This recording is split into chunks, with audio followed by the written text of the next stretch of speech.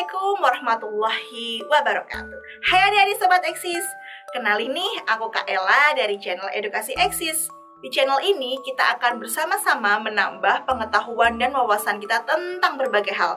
Nah, pada kesempatan kali ini, Kak Ella akan mengajak kalian semua untuk belajar tentang ilmu pengetahuan sosial dalam bab keluarga awal kehidupan dalam sebuah materi keberadaan diri dan keluarga serta mengenal lokasi tempat tinggal. Gini.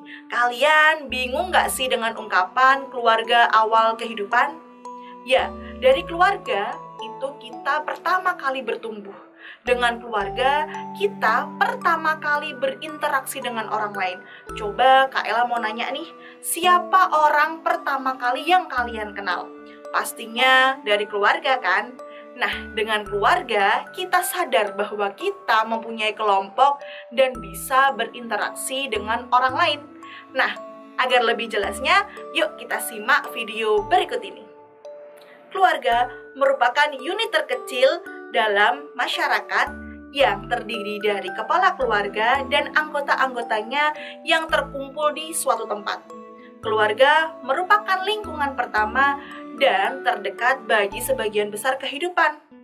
Anggota keluarga pasti menempati posisi dan statusnya masing-masing. Seperti kalian pasti menempati posisi dan status sebagai anak, bukan? Ngomong-ngomong soal anggota keluarga, coba dong kalian sebutkan siapa saja yang termasuk ke dalam anggota keluarga. Yap, betul sekali. Ada kakek, ada nenek, ada ayah, ada ibu, ada kakak, ada adik, bahkan paman dan bibi. Nah, dengan kita mengenal siapa saja anggota keluarga, maka kita bisa mengerti posisi, status, bahkan hak dan kewajiban tiap anggota keluarga.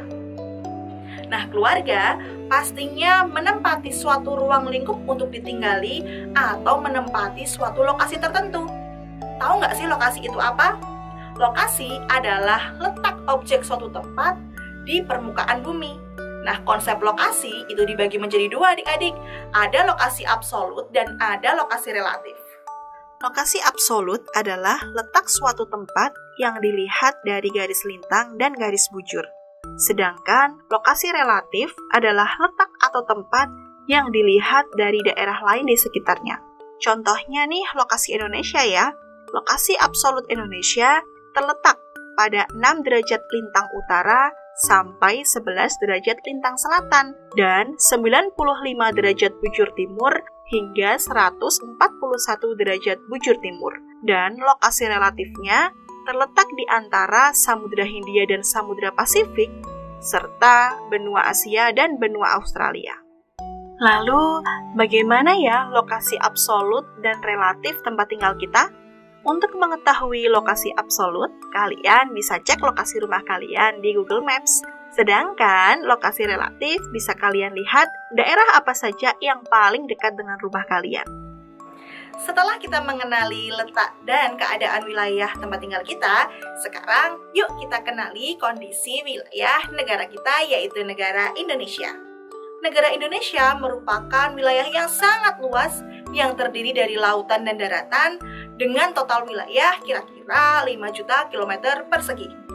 Kalian tahu nggak sih, suatu keadaan wilayah itu memiliki berbagai macam letak berdasarkan kondisinya, seperti letak geografis, letak astronomis, hingga letak geologis. Yang pertama, kita akan membahas tentang letak astronomis Indonesia. Letak astronomis adalah letak suatu wilayah berdasarkan garis lintang dan garis bujurnya. Siapa nih yang pernah melihat garis lintang dan garis bujur? Gak ada nih. Garis lintang dan garis bujur memang gak bisa dilihat adik-adik. Karena garis itu memang garis imajiner yang dibuat ilmuwan untuk memetakan wilayah dunia. Dari adanya garis ini, kita dapat membedakan waktu antara satu tempat dengan tempat yang lainnya. Nah, letak astronomis Indonesia sendiri berada pada 6 derajat lintang utara sampai 11 derajat lintang selatan dan 95 derajat bujur timur sampai 141 derajat bujur timur.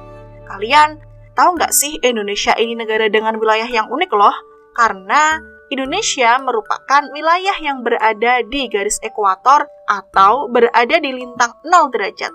Sehingga posisi ini menyebabkan Indonesia beriklim tropis. Yang kedua, letak geografis. Letak geografis adalah letak suatu daerah dilihat dari kenyataannya di bumi atau posisi daerah itu pada muka bumi dibandingkan dengan posisi daerah lain. Nah, letak geografis Indonesia sendiri berada di antara Samudra Hindia dan Samudra Pasifik, serta di antara benua Asia dan benua Australia. Yang ketiga yaitu letak geologis. Letak geologis adalah letak suatu tempat berdasarkan batuan yang berada di dalam bumi. Nah, inilah letak geologis Indonesia. Yang pertama, Indonesia dilalui 2 buah rangkaian pegunungan besar, yakni Sirkum Mediterania dan Sirkum Pasifik. Oh iya, Sirkum Mediterania adalah jajaran pegunungan yang menghubungkan pegunungan Himalaya dan Alpen. Rangkaian ini memang tidak bersifat vulkanis, tapi sangat rawan akan gempa tektonik. Berbeda dengan Sirkum Pasifik.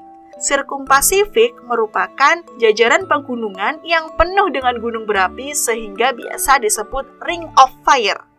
Lalu yang kedua, Indonesia terletak pada pertemuan 3 lempeng besar, yakni lempeng Eurasia, Indo-Australia, dan lempeng Pasifik. Hal inilah yang membuat Indonesia sebagai daerah rawan gempa karena pergerakan 3 lempeng tersebut.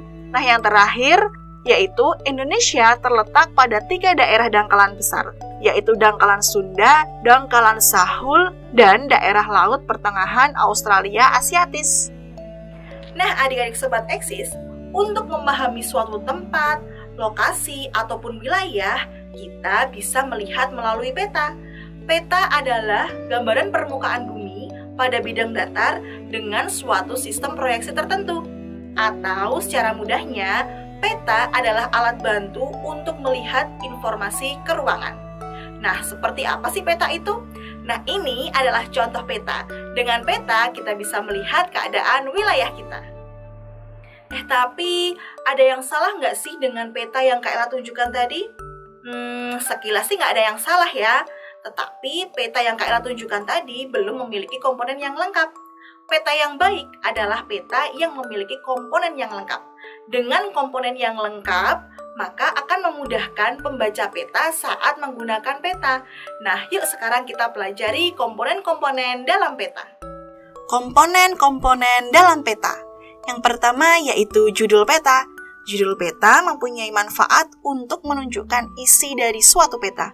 Sehingga dengan judul kita akan mempermudah dalam mengetahui jenis apakah peta ini. Yang kedua adalah skala. Skala adalah angka yang menunjukkan perbandingan jarak mendatar pada peta dengan jarak sebenarnya di lapangan. Peta yang baik selalu mencantumkan skala sehingga ukuran jarak, luas, dan bentuk pada peta sesuai dengan keadaan di lapangannya. Ada 3 jenis skala, yakni skala angka, skala verbal, dan skala garis. Komponen yang ketiga yaitu legenda.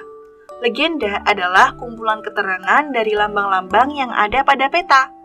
Lambang yang ada pada peta memudahkan pengguna untuk membaca peta. Misalnya seperti lambang segitiga yang artinya gunung, atau lambang warna yang menandakan tinggi rendahnya suatu lokasi. Yang keempat yaitu simbol peta. Nah, kalau legenda adalah kumpulan keterangan simbolnya, kalau simbol peta adalah tanda yang ada pada peta. Ada beberapa macam simbol seperti simbol titik, garis, bidang, dan warna. Yang kelima yaitu orientasi peta atau penunjuk arah. Orientasi peta adalah simbol untuk menunjukkan arah pada peta yang memudahkan pengguna mengetahui arah utara, timur, barat, dan selatan pada peta. Nah, sekarang adik-adik sudah paham kan tentang keberadaan diri dan lokasi wilayah kita? Karena kalau bukan kita yang mengenal diri dan wilayah kita dengan baik, lalu siapa lagi? Bertemu dengan Kak Ella di video-video selanjutnya ya. Jangan lupa untuk like, komen, dan share video ini agar teman-teman kalian bisa belajar bersama di channel Edukasi Eksis. Terima kasih, semoga bermanfaat ya. Wassalamualaikum warahmatullahi wabarakatuh.